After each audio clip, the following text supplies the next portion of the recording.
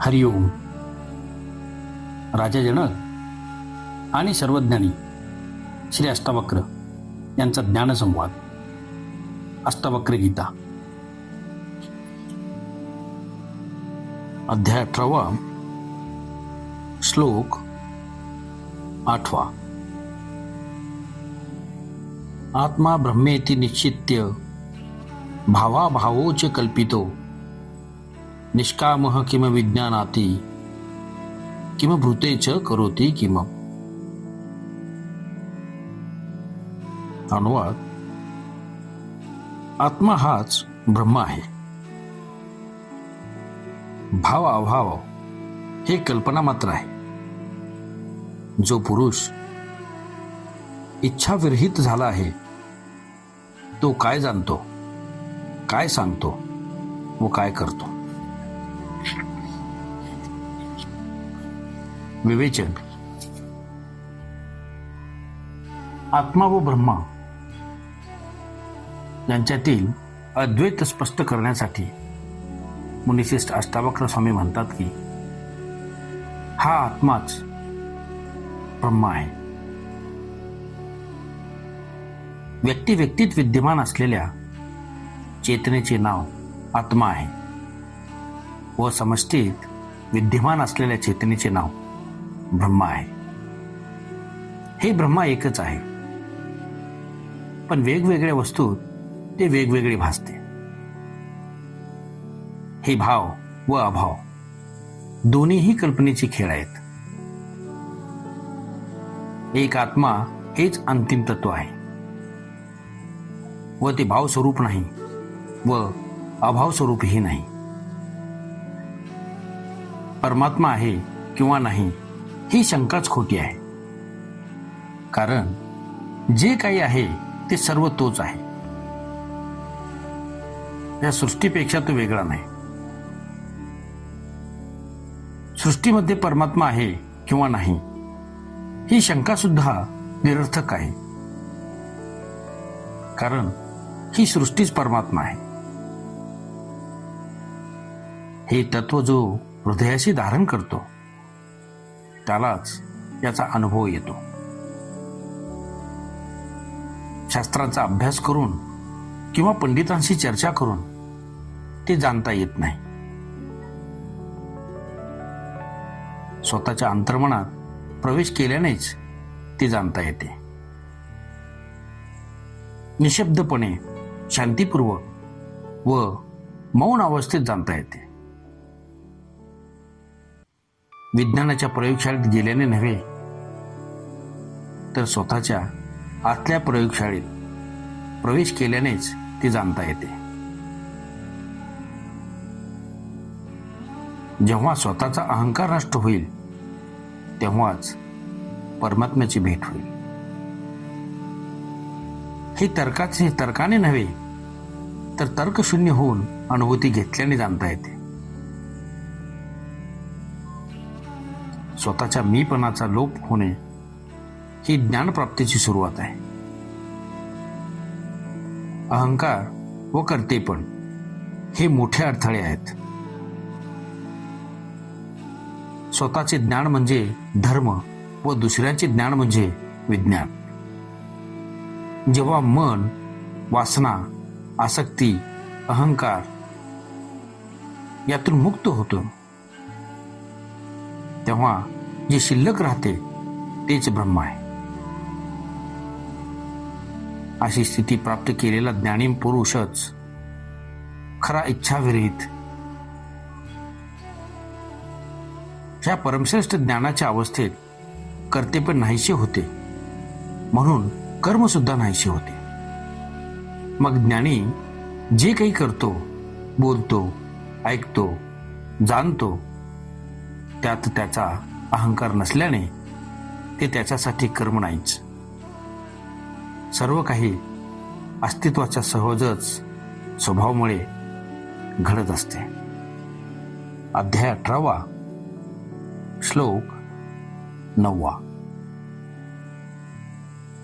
अहम सोयम नाहम इति क्षीणा विकल्पना सर्वमात्मेति निश्चित्य तुष्णीभूतस्य योगिनः. अनुवाद: सर्व काही आत्मा आहे हे सत्य जाणून शांत झालेल्या योगी पुरुषाच्या मनातील मी हे आहे आणि ते मी नाही अशा कल्पना नाहीशा होत जातात. विवेचन: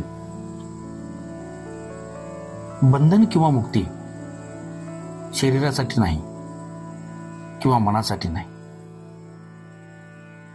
कर्म बंधन नाही किंवा त्यांचेमुळे मुक्ती मिळत नाही. परमेश्वर कुणाला बंधनात अडकवत नाही व मुक्तही करत नाही. मनुष्याची अज्ञानी बुद्धीच त्याला भेद करण्यास, वस्तूत फरक करण्यास शिकविते. जीवात्मा व परमात्मा यातही फरक करण्याच्या माणसाच्या अज्ञानी दृष्टीमुळे त्याने सर्व सृष्टीला सुद्धा द्वैत बुद्धीनेच दोन बाबीत वाटून टाकले. सृष्टी तर एकच अस्तित्व रूप आहे, ती अभेद आहे. पण द्वैत दृष्टीच्या विभाजनामुळे जीवात्म्यात व परमात्म्यात भेद दिसू लागला व हा भेदच संघर्षाचे कारण झाले आहे. हा भेद अज्ञानातून निर्माण झाला आहे. आत्मज्ञानाच्या अभावातून निर्माण झालेल्या या भेदातून तो योगी पुरुष मात्र अलिप्त असतो. कारण हे सर्व एकाच आत्म्याचे स्वरूप आहे त्याचे जाणलेले असते. आत्म्यापेक्षा वेगळे काही अस्तित्वात नाही हे त्याने जाणल्यामुळे त्याच्या मनात असा द्वैती भाव शिल्लक राहत नाही. अहंकार, मन, वासना, तृष्णा, इच्छा या सर्वांमुळे निर्माण झालेले अज्ञानच या भेदवृत्तीच्या मुळाशी आहे. हा भ्रम नष्ट झाल्यावर, अभिन्नतेची सखोल जाणीव झाल्यावर असा पुरुष शांत शांत होत जातो व मी म्हणजे हे आहे व ते म्हणजे मी नाही अशा स्वरूपाच्या त्याच्या भावना नाहीशा होतात. दिवा प्रज्वलित केल्यावर अंधार नाहीसा व्हावा ह्याप्रमाणे आत्मज्ञानाची प्राप्ती झाल्यावर ह्या भ्रमजनक भावना नाहीशा होतात. अध्याय 18 श्लोक 10. न विक्षेपो न च एकाग्रहेम नातिबोध न मूढता न सुखम न च वा दुःखम उपाशंतस्य योगिनः. अनुवाद: पूर्णपणे शांत झालेल्या योगी पुरुषासाठी न कशाचा अडथळा आहे, न एकाग्रता आहे, न अतिबोध आहे, न मूढपणा आहे, न सुख आहे, न दुःख आहे. विवेचन: मनामध्ये आकांक्षा, निश्चय, शंका, कुशंका व पर्यायी विचार येतच असतात. ह्याच कारणामुळे हे कल्पनेतले जग अस्तित्वात आले आहे. परंतु आत्मज्ञानी योगी पुरुषाचे चित्त या संकल्प विकल्पात शंका कुशंकाच्या प्रभावातून पूर्णपणे बाहेर असल्यामुळे पूर्ण शांत असते व म्हणून त्याच्या मनातल्या सर्व बाधा, सर्व अडथळे नष्ट होतात. बाधा आल्यावरच एकाग्रता साधण्याची ध्यान, धारणा, समाधी आदी पद्धतीने उपासना करण्याची आवश्यकता वाटू लागते. अतिबोध व मूढपणा, सुख व दुःखाचा अनुभव हे सारे चित्ताच्या चंचलतेमुळे प्रतीत होतात.